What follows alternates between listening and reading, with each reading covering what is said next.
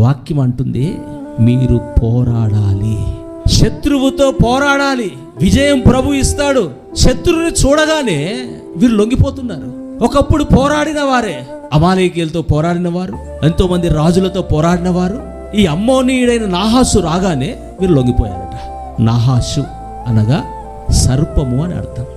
సర్పాన్ని చూడగానే, సాతాన్ని చూడగానే వీరు భయపడిపోయి మీకు దాసులం అవుతామన్నారట.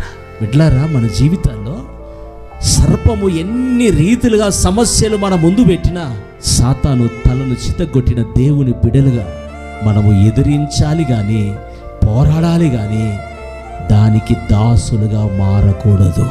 దాసులుగా ఉండడానికి పిలువబడలేదు.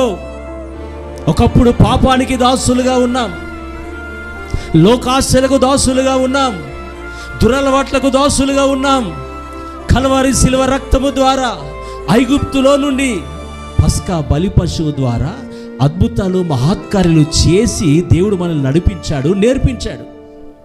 ఆ పోరాట పటిమ కలిగి మనం పోరాడాలి, కానీ సరెండర్ కావద్దు.